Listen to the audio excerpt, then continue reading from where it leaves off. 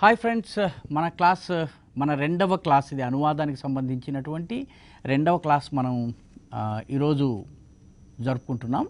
మొట్టమొదటి క్లాస్లో మీ అందరికీ కొంత హోంవర్క్ అనండి, లేకపోతే ఒక చిన్నపాటి టెస్ట్ అనండి, ఒక 10-12 పదాల అర్థాలు చెప్పమన్నాను. ఆ తర్వాత 2 పత్రికలు ఒకే వార్త ఒక తెలుగు పత్రికలో ఒక ఇంగ్లీష్ పత్రికలో వచ్చినట్లయితే దానిని ఏ రకంగా మీరు కంపేర్ చేయవచ్చును అన్నది. మూడవది, ఒకే వార్తను 3-4 తెలుగు పత్రికలు అనువాద పదాల వాడకం విషయంలో ఎలా చేయాలన్నటువంటిది. ఈ 3 ప్రశ్నలు మీకు గత క్లాస్లో మీకు చెప్పడం జరిగింది. 100కి 98% మంది విద్యార్థులు నేను అడిగినటువంటి పదాలకు జవాబులు పంపించారు. ఇది చాలా ఆనందకరమైనటువంటి విషయం. ఎందుకంటే వాళ్ళు కంటైన్మెంట్ అంటే ఏంటి, ఐసోలేషన్ అంటే ఏంటి, కొందరు విద్యార్థులు దానిని వివరించడమే కాకుండా వారి దృష్టిలో ప్రత్యామ్నాయ పదం ఏదైతే ఉందో ఆ పదాన్ని ఇస్తూ, దానితో పాటు ప్రత్యామ్నాయ పదం ఉన్నప్పటికీ ఐసోలేషన్కి ఐసోలేషన్ అని, క్వారంటైన్కి క్వారంటైన్ అని ఇంగ్లీషు పదాలను ఉపయోగించినట్టయితే ఎక్కువ మంది ప్రజలకు అర్థమవుతుందన్నటువంటి మాటను కూడా చెప్పారు.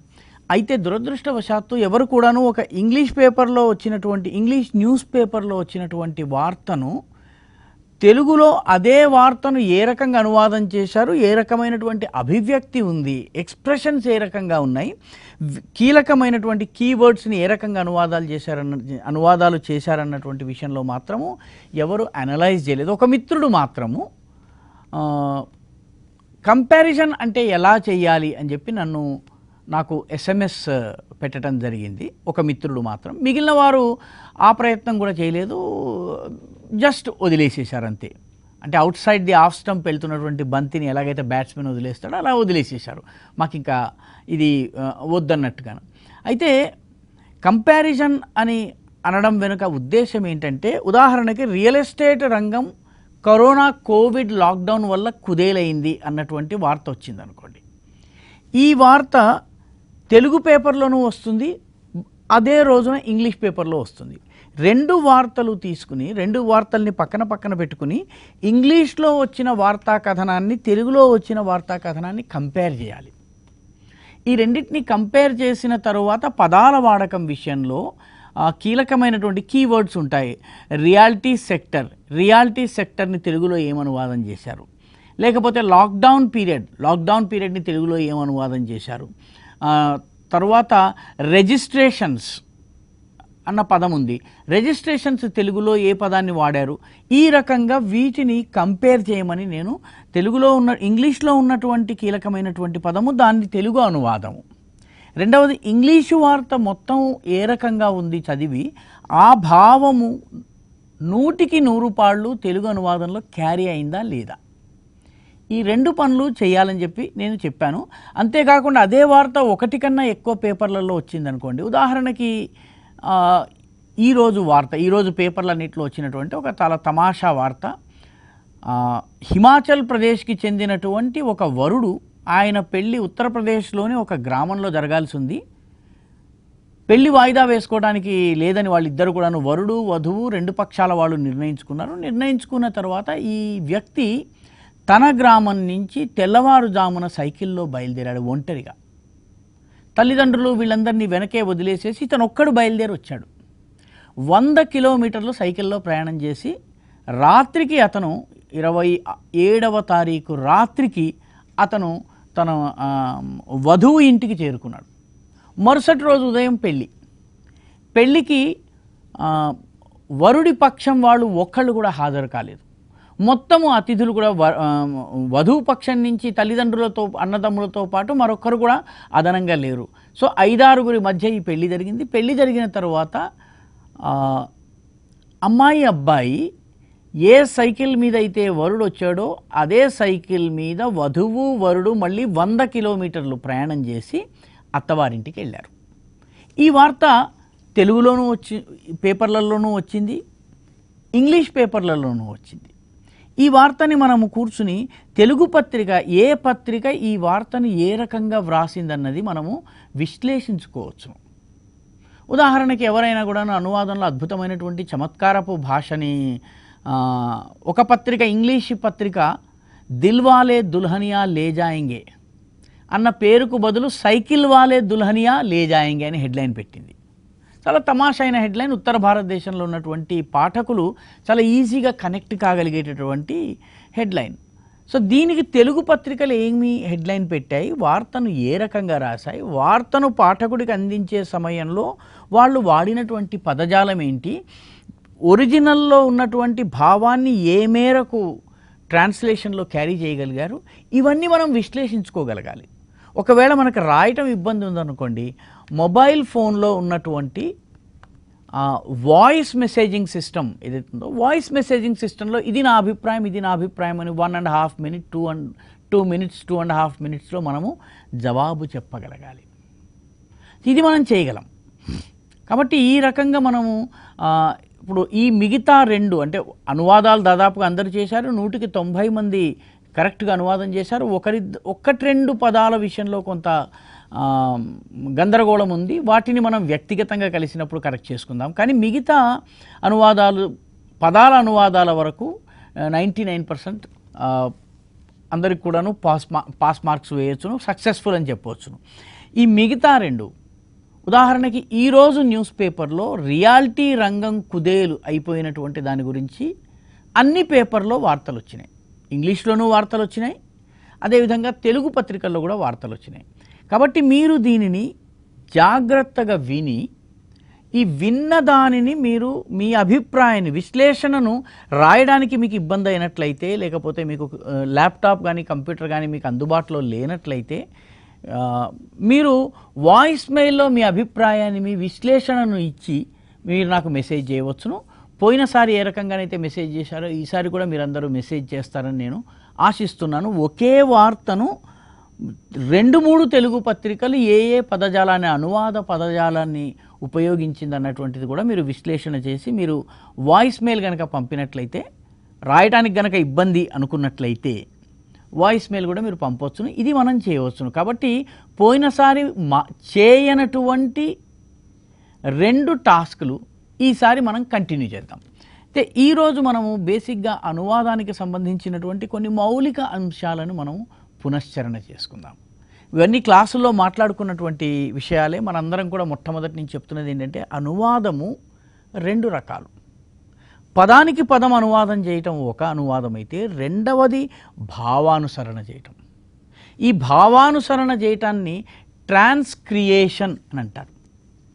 ట్రాన్స్లిటరేషన్ అన్నారు అనుకోండి. ట్రాన్స్లిటరేషన్ అంటే తెలుగు పదాన్ని ఇంగ్లీష్ స్పెల్లింగులతో రాయటం. నా పేరు రాకా సుధాకర్, NAAPERURAKASUDHAKAR అంటే తెలుగుని ఇంగ్లీష్లో రాయటం, దీన్ని ట్రాన్స్లిటరేషన్ అంటాం. ట్రాన్స్లేషన్ అంటే తెలుగులో నా పేరు రాకా సుధాకర్ అని ఇంగ్లీష్లో మై నేమ్ ఈజ్ రాకా సుధాకర్ ఉందనుకోండి, దాన్ని నా పేరు రాకా సుధాకర్గా అనువాదం చేయటము, ఇది ట్రాన్స్లేషన్. ట్రాన్స్లిటరేషన్ని తెలుగులో అనుసృజనము అంటారు. అనుసృజనము అంటే అనువాదకుడు తన యొక్క భాషాపటిమ, తన అభివ్యక్తి సామర్థ్యము వీటిని ఉపయోగిస్తూ మూలము చెడకుండా, మూల భాషలో ఉన్నటువంటి భావం చెడకుండా ఆ భావాన్ని తన పాఠకుడికి అందజేసే ప్రయత్నం చేయటం, దీన్ని ట్రాన్స్క్రియేషన్ అంటారు. మనందరం కూడాను పాతకాలపు గుండమ్మ కథ సినిమా చూసిన వాళ్ళమే. గుండమ్మ కథ సినిమాలో మనందరికీ తెలుసు, ఒక పెద్ద ఆయన ఉంటాడు, ఆయనకి 2 పిల్లలు ఉంటారు. ఆ 2 పిల్లలని తన మిత్రుడి సంతానానికి ఇచ్చి వివాహం చేయాలనుకుంటాడు. అందులో ఒక ఆమె సవతి తల్లి బాధలు భరించలేక అష్టకష్టాలు పడుతూ ఉంటుంది. రెండవ అమ్మాయి అతి గారాభంగా పెరిగి అహంకారిగా, లేకపోతే అప్రయోజకరాలుగా ఉంటుంది. వీళ్ళిద్దరినీ ఏ రకంగా అబ్బాయిలు పెళ్లి చేసుకున్నారు, ఈ పెంకి అమ్మాయిని ఏ రకంగా దారిలోకి తీసుకొచ్చారు, ఇది గుండమ్మ కథ సినిమా. ఈ సినిమాని కనుక మీరు చూసినట్లయితే మీకు ఈ సినిమాలో మీకు చాలా స్పష్టంగా కనిపించేది ఏంటంటే తెలుగుదనం. 100కి 101 తెలుగుదనం కనిపిస్తుంది. తెలుగు పదాలు, తెలుగు జాతీయాలు, తెలుగు అభివ్యక్తుల్ని చాలా చక్కగా వాడుకుంటూ, ఇదేదో మన పశ్చిమ గోదావరి జిల్లాలోనో గుంటూరు కృష్ణా జిల్లాలోనో జరిగినటువంటి సంఘటనలాగా మనకు అనిపిస్తుంది. కానీ మీలో ఎంతమందికి తెలుసు, గుండమ్మ కథ సినిమా జార్జ్ బెర్నార్డ్ షా రాసినటువంటి ఒక నాటకం ఆధారంగా తయారు చేసినటువంటి సినిమా. జార్జ్ బెర్నార్డ్ షా రాసినటువంటి ఒక నాటకాన్ని తెలుగీకరిస్తున్నటువంటి ప్రక్రియలో తెలుగుదనాన్ని తీసుకొచ్చి ఇది ఒక ఇంగ్లీషు కథ అన్నటువంటి భావం కలగకుండా తెలుగు వాతావరణానికి, తెలుగు సంస్కృతికి, తెలుగు జీవన విధానానికి చాలా దగ్గరగా తీసుకొచ్చి ఇదేదో మన కథే, మన ఇరుగింట్లో పొరుగింట్లో జరిగే కథే అన్నట్టుగా మనకి అనిపించేలాగా అనువాదకుడు పింగళి నాగేంద్రరావు ఈ కథను తయారు చేయగలిగారు. ఆయన దీనికి రాసినటువంటి సంభాషణలు కూడా మనం చదువుతూ వస్తే సంభాషణలు కూడా చాలా అద్భుతమైనటువంటి తెలుగుదనం తొణికిసలాడేటటువంటి పదజాలం రాశాడు. ఇది అనుసృజన అంటే. అనుసృజన అంటే మూలం ఇంగ్లీష్ది. ఈ ఇంగ్లీషు మూలాన్ని తీసుకుని ఆ ఇంగ్లీషు మూలాన్ని మన పాఠకుడికి అర్థమయ్యే రీతిలో చెప్పటం. ఉదాహరణకి మనము క్లాసులో కూడా ఇచ్చుకున్నటువంటి ఉదాహరణ, పాశ్చాత్య దేశాల్లో ఎవరైనా కూడాను వార్మ్ వెల్కమ్ ఇస్తారు. వార్మ్ వెల్కమ్, వెచ్చవెచ్చని స్వాగతం పలుకుతారనమాట. దీన్ని మనం అనువాదం చేశామనుకోండి, డొనాల్డ్ ట్రంప్కు నరేంద్ర మోడీ వెచ్చవెచ్చని స్వాగతం పలికారు అని అన్నారనుకోండి, ఈ వెచ్చవెచ్చటి స్వాగతం ఏంటో మనకు అర్థం కాదు. ఎందుకంటే మనది వేడి దేశం కాబట్టి మనకు వెచ్చవెచ్చగా ఉండేవి మనకి విచిత్రంగా అనిపిస్తాయి.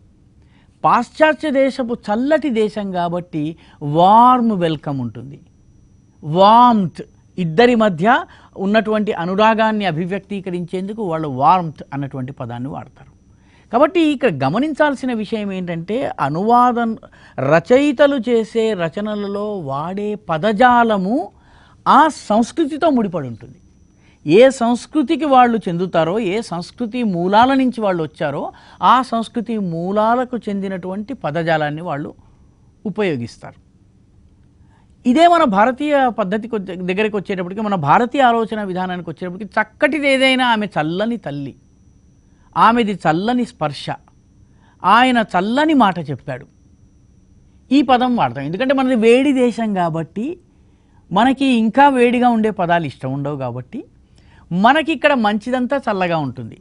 చల్లని తల్లి, నూరేళ్ళు చల్లగా వర్ధిల్లు, ఈ పదాలు మనం ఎందుకు వాడతాము? ఎందుకు వాడతామంటే ఇది మన సంస్కృతి, మన వాతావరణము, మన వాయుమండలము, మన అట్మాస్ఫియరు, మన టెంపరేచరు, మన వేసవి, వీటన్నిటిని దృష్టిలో పెట్టుకుని ఇక్కడ ఉన్నటువంటి వాతావరణానికి అనుగుణమైనటువంటి అభివ్యక్తులు భారతీయ భాషల్లో వచ్చినాయి. అమెరికన్ లేదా ఇంగ్లీషు భాషలలో అక్కడి సంస్కృతి, అక్కడి జీవన విధానము, అక్కడి అవసరతల ఆధారంగా అక్కడి పదజాలము, అభివ్యక్తులు, జాతీయాలు, పలుకుబడులు ఆవిర్భవించాయి. కాబట్టి వీటిని అనువాదం చేసే సమయంలో ముక్కస్య ముక్క అనువాదం చేసినట్లయితే మనము తప్పు చేసిన వాళ్ళమవుతాం.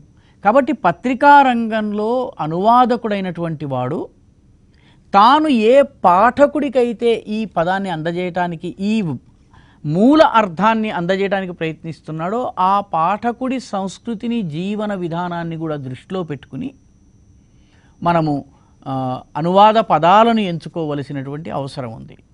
ప్రాచీన కాలంలో బ్రిటిష్ వాళ్ళు వచ్చినప్పుడు మన దేశంలో దుబాసీలు ఉండేవారు. దుబాసీలు అంటే వాళ్ళకి రెండు భాషలు వచ్చిన వాళ్ళు. ఇటు ఇంగ్లీషు వచ్చు, అటు తెలుగు వచ్చు, కొంచెం ఇంగ్లీషు కొంచెం తెలుగు వచ్చు. వాళ్ళు చాలా సందర్భాల్లో అనువాదం చేసేటప్పుడు ప్రతి పదానిని అనువాదం చేయడానికి ప్రయత్నం చేసేవాళ్ళు. ఉదాహరణకి కర్నూలు జిల్లాలో ఒక కేసు వచ్చింది. ఒకనొక సందర్భంలో కేసు వచ్చినప్పుడు జడ్జి గారికి పాపం ఆరోపి ఎవరైతే కేసు వేశాడో అతను జడ్జి గారికి చెప్పుకున్నాడు, ఏమండి పత్తికొండ నాగప్ప 10 రూపాయలు ఎగేశాడండి అని చెప్పాడు. ఆ రోజుల్లో 10 రూపాయలు అంటే 10,000 రూపాయలతో సమానం. పత్తికొండ నాగప్ప 10 రూపాయలు ఎగేశాడండి అని చెప్పాడు. జడ్జి గారు బ్రిటిషర్, ఆయనకు అర్థం కాదు. అప్పుడు ఇతను అడిగాడు, ఏంటి ఇతను ఏం చెప్తున్నాడు అని. అప్పుడు దుబాసి అంటే ద్విభాషి, 2 భాషలు వచ్చినాయని అనువాదం చేసి చెప్పాట.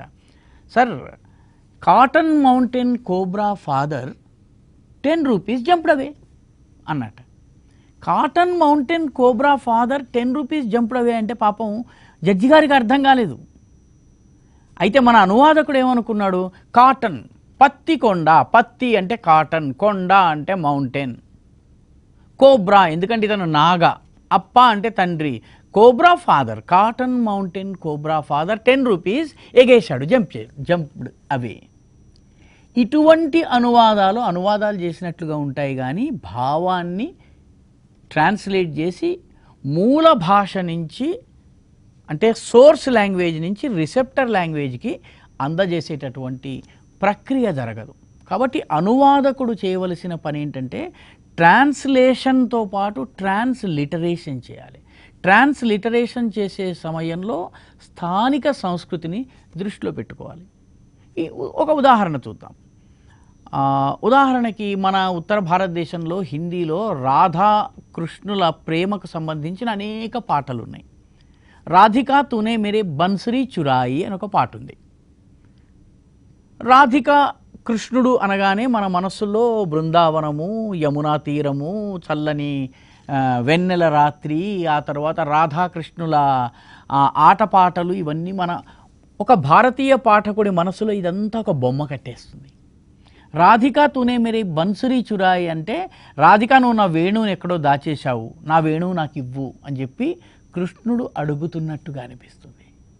మనకి భారతము, భాగవతము, వీటికి సంబంధించిన కథలు, శ్రీకృష్ణుడు బృందావనంలో, బ్రజభూమిలో, మథురలో ఏమేం చేశాడో మనకి తెలుసు. కాబట్టి మనకి ఆ కాంటెక్స్ట్ని మనం అర్థం చేసుకోగలం. ఇదే కనుక ఒక ఇంగ్లీష్ వాడి దగ్గర తీసుకెళ్ళి ఈ మాట చెప్పారనుకోండి, రాధికా తూనే మేరీ బన్సరీ చురాయి అన్నామనుకోండి, వాడు ఏమంటాడు? So what, go and complaint to the police. వెళ్ళండి పోలీసులకు కంప్లైంట్ చేయండి, ఎందుకంటే దొంగతనం, థెఫ్ట్. ఈ సాంస్కృతికమైనటువంటి భూమికి ఏదైతే ఉందో, ఈ సాంస్కృతిక భూమిక రాధికా తూనే మేరీ బన్సరీ చురాయి అన్నప్పుడు ఈ కల్చరల్ సెట్టింగ్ ఏదైతే ఉందో, ఈ కల్చరల్ సెట్టింగ్ని పరిగణనలోకి తీసుకోకపోయినట్లయితే అనువాదములో పరిపూర్ణత, పరిపక్వత కనిపించదు. కాబట్టి అనువాదకుడి ప్రధానమైన బాధ్యత ఏంటంటే సోర్స్ లాంగ్వేజ్లో ఉన్నటువంటి భావము చెడకుండా రిసెప్టర్ లాంగ్వేజ్లో ఉన్నటువంటి రిసీవర్స్ అయినటువంటి పాఠకుని యొక్క సాంస్కృతిక నేపథ్యాన్ని, సాంస్కృతిక భూమికను దృష్టిలో పెట్టుకుని అతనికి విషయం అర్థమయ్యే రీతిలో చెప్పవలసినటువంటి అవసరం ఉంది. ఇది అనువాదకుడు చేయాల్సినటువంటి అతి గొప్ప పని. మీకు మహాభారతాన్ని, రామాయణాన్ని 14-15వ శతాబ్దంలో యావత్ భారతదేశంలో సంస్కృత భాష నుంచి స్థానిక భాషల్లోకి అనువాదం చేశారు. ఉదాహరణకి రామాయణం ఉంది, నేపాలీ లాంగ్వేజ్లో భానుభక్త రామాయణం వచ్చింది, అసమ్యా భాషలో మాధవ కందలి రామాయణం వచ్చింది, బెంగాల్లో కృత్తివాస్ రామాయణం వచ్చింది, తెలుగులో రంగనాథ రామాయణం వచ్చింది, సరే గోన బుద్ధారెడ్డి రాసినటువంటి రామాయణం వచ్చింది, మొల్ల రామాయణం వచ్చింది. వేరే వేరే భాషల్లో కూడా రామాయణం ఈ రకంగా అనువాదం జరిగింది. అనువాదము జరిగినప్పుడు స్థానికంగా అనేకానేక అంశాలు, స్థానిక సంస్కృతికి సంబంధించిన అంశాలు, స్థానిక పలుకుబడులు రామాయణంలోకి వచ్చి చేరినాయి, ఈ అనువాదాల్లోకి వచ్చి చేరినాయి. ఎందుకంటే స్థానిక పాఠకుడికి అర్థం కావాలి. నేను అస్సాంలో కొన్ని సంవత్సరాలు పనిచేస్తున్న సందర్భంలో ఒకసారి చూస్తే అస్సాంలో కార్బీ అని ఒక భాష ఉంది. కొందరు ఒక 20-30 వేల మంది గిరిజనులు మాత్రమే రాసే భాష. దీనిలో రామాయణాన్ని చబి ఆలున్ అనే పేరుతోటి కార్బీ భాషలోకి అనువాదం చేశారు.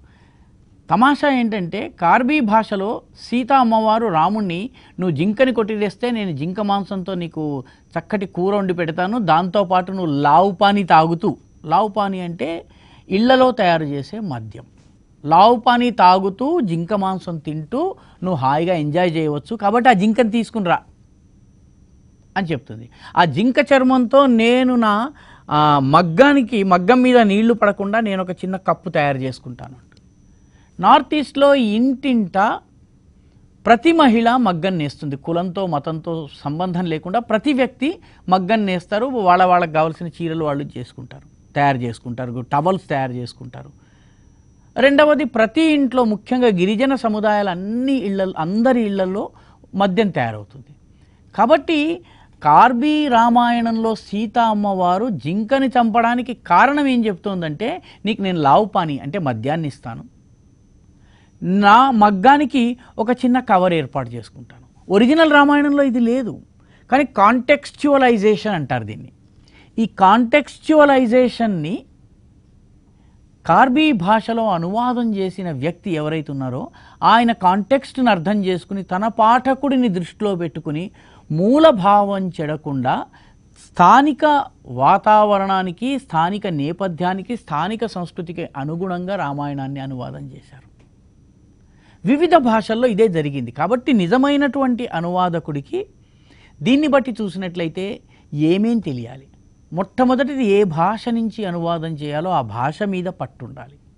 ఆ భాష యొక్క సాంస్కృతిక నేపథ్యం తెలియాలి.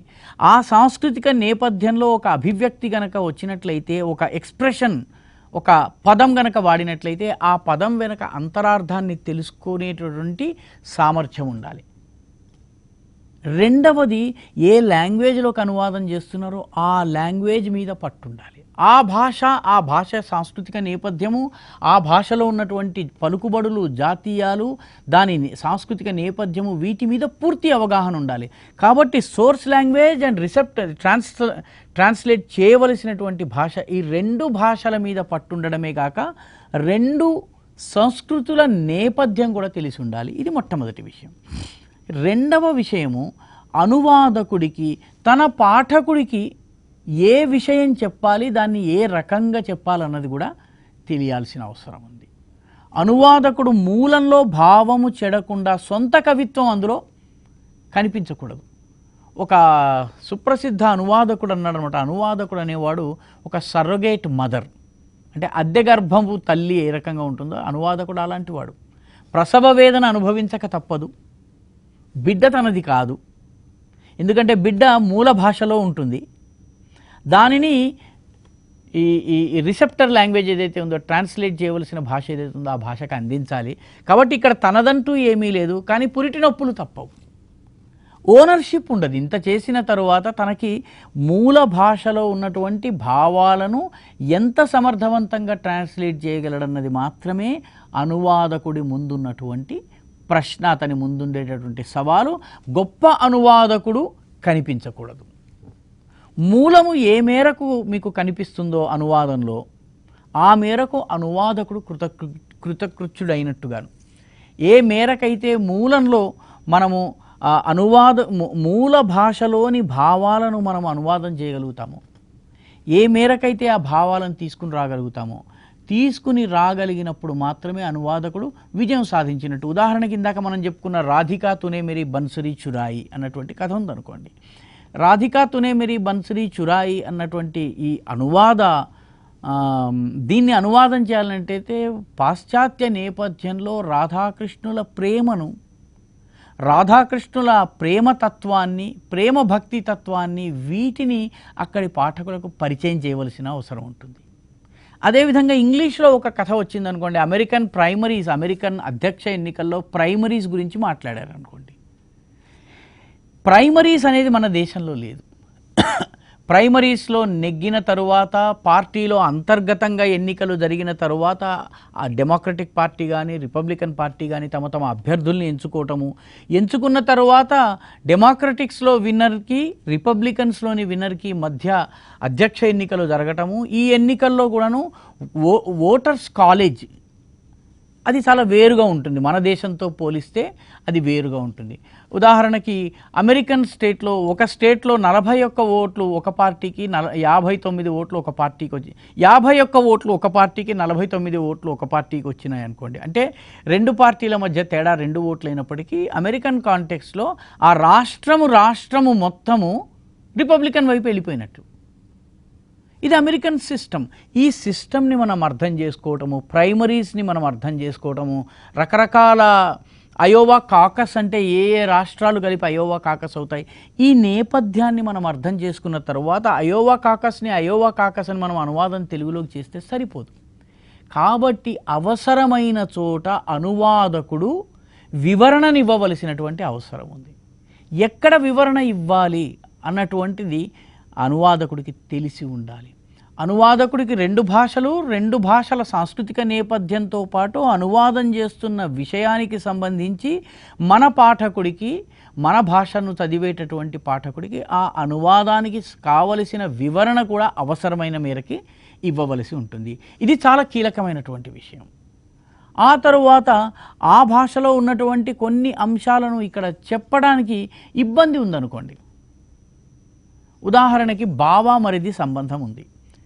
ఈ బావ మరిది సంబంధాన్ని మీరు ఉత్తర భారతదేశంలో మీరు అనువాదం చేయడం చాలా కష్టం.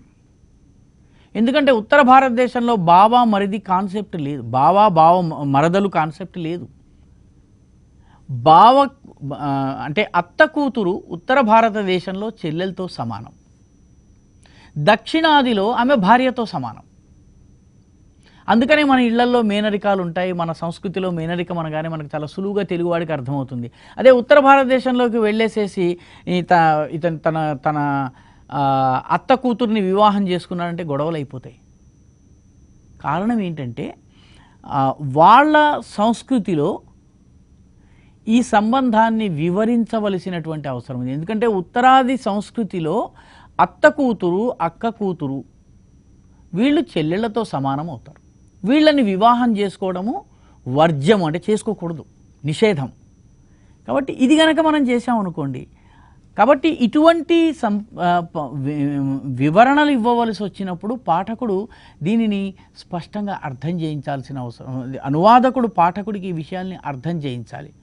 అతను అక్క కూతుర్ని వివాహం చేసుకున్నాడని సింపుల్గా మనం అనువాదం చేసామనుకోండి, పాఠకుడికి అర్థం కాకపోవచ్చును.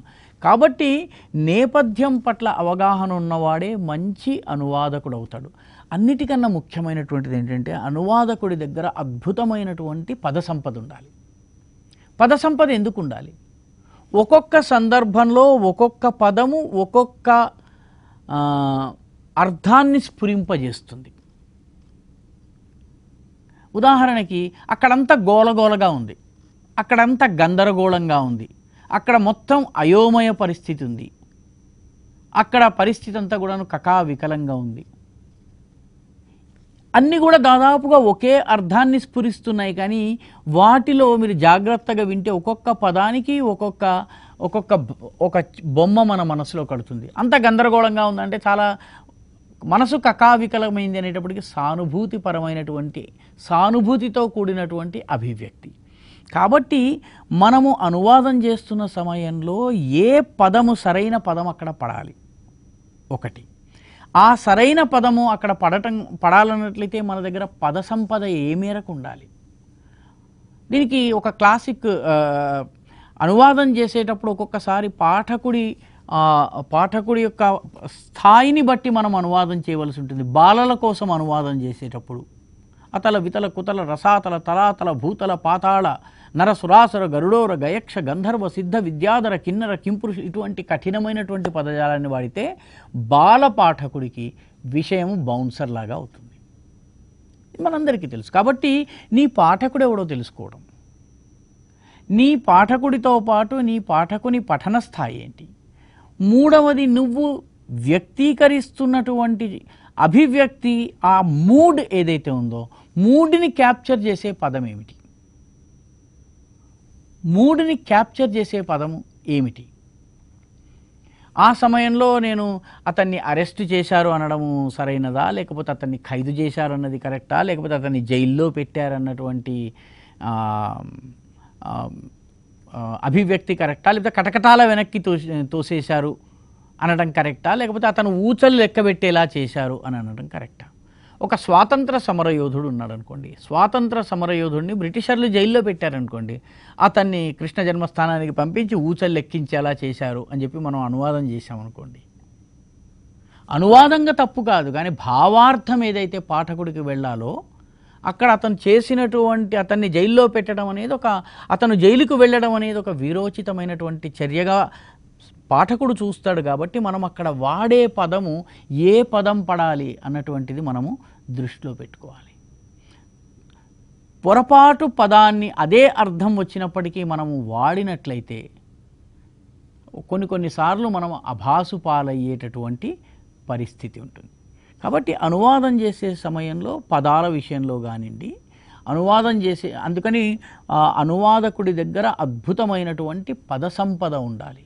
అక్కడ ఏ పదము యాప్ట్, ఏ పదము సరిగ్గా అతుకుతుంది, ఈ భావాన్ని ప్రతిబింబించేటటువంటి సరైన పదం ఏమిటి అన్నది మనం చెప్పగలిగినట్లయితే అప్పుడు మనము దాన్ని మన పద సంపద దానికి మనం ఉపయోగించుకునేటటువంటి పరిస్థితి వస్తుంది. కాబట్టి అనువాదకుడికి మంచి పద సంపద ఉండడం కూడాను, పాఠకుడి నాడి తెలియటము, పాఠకుని అవసరం తెలియటము, వీటిని అవసరాన్ని తెలుసుకోగలిగేటటువంటి సామర్థ్యం ఉన్నటువంటి అనువాదకుడు సమర్థవంతమైన అనువాదకుడుగా, గొప్ప అనువాదకుడుగా పేరు పొందుతాడు. ఈరోజు తెలుగువారికి వ్యాసుడు రాసిన మహాభారతం కన్నా నన్నయ్య తిక్కన ఎర్రన్న రాసినటువంటి కవిత్రయం రాసినటువంటి అనువాదం నచ్చుతున్నది. గ్రామ గ్రామాల్లో ఇప్పటికీ ఆ పద్యాలు పాడుకునే వాళ్ళు ఉన్నారు. భాగవతంలోని పద్యాలు సంస్కృత భాగవతం నుంచి అనువాదం చేసినప్పటికీ సిరికింజెప్పడు శంకుచక్ర యుగములు కానీ, లేకపోతే అలవైకుంఠపురంబులో నగరిలో ఆ మూల సౌధాగ్రము, ఇటువంటి పద్యాలు ఏవైతే ఉన్నాయో ఇవి ప్రజల నోళ్లలో ఇన్నాళ్లకి కూడా నానడానికి కారణం ఏంటంటే సరైనటువంటి పద సంపద, సరైనటువంటి సందర్భంలో సరైన రీతిలో వాటిని రాయటము. ఇది అనువాదకుడు చేయవలసినటువంటి అన్నిటికన్నా ముఖ్యమైనటువంటి పని. ఈ విషయాన్ని మనం ఎప్పుడైతే గమనిస్తామో అప్పుడు మనము సక్సెస్ఫుల్ ట్రాన్స్లేటర్, సఫలీకృతుడైనటువంటి అనువాదకుడుగా మనము నిలవగలం. కాబట్టి జర్నలిజం విద్యార్థులుగా, అనువాద కళా విద్యార్థులుగా మనం చేయవలసినటువంటిది ఏంటంటే పత్రికలలో ప్రతిరోజు ఇంగ్లీషులో వచ్చినటువంటి వార్తల అనువాదాలు ఏ రకంగా వస్తున్నాయి, ఏ పదాలు వాడుతున్నారు, ఆ పదాలు సరైనవా కాదా అన్నటువంటి విషయాన్ని మనము దృష్టిలో ఉంచుకోవలసినటువంటి అవసరం ఉంది. అప్పుడు దీనిని నిత్యము మనము విశ్లేషణ చేసి నోట్స్ రాసుకుంటూ ఉన్నట్లయితే మనము అనువాదం చేయవలసినటువంటి పరిస్థితులు వచ్చినప్పుడు సరైన రీతిలో అనువాదం చేయగలుగుతాము. కాబట్టి దీన్ని మనం దృష్టిలో ఉంచుకోవాలి. అప్పుడు మాత్రమే మనము సక్సెస్ఫుల్ ట్రాన్స్లేటర్స్ అవుతాము. మళ్ళీ మనము తర్వాత మరో క్లాస్లో కలుద్దాము. ఈరోజు నేను చెప్పిన అంశాలపైన కొన్ని ప్రశ్నలను నేను మీకు వాట్సాప్ ద్వారా పంపించడం జరుగుతుంది. ఆ ప్రశ్నలకు మీరు జవాబు చెప్పాలి. ఈ మొత్తము క్లాసుని వింటే తప్ప ఆ ప్రశ్నలకు మీరు జవాబు చెప్పలేరు. మీకు 2 టాస్క్లు ఏవైతే మొదటి క్లాస్లో ఇచ్చామో మీరు ఆ 2 టాస్క్లను చేయలేదు. ఆ 2 టాస్క్లను ఇప్పుడు పూర్తి చేసి నాకు వాట్సాప్ ద్వారా పంపిస్తే బాగుంటుంది. అందరూ చేస్తారని ఆశిస్తాను, చేసి నాకు పంపిస్తారని ఆశిస్తున్నాను. తర్వాత మరో క్లాస్లో మళ్ళీ కలుసుకుందాం. అప్పటిదాకా happy reading, stay home, stay safe, practice lockdown, mask ధరించండి, శానిటైజర్ వాడండి. SMS sanitiser, mask, social distancing దీన్ని పాటించండి. Thank you so much.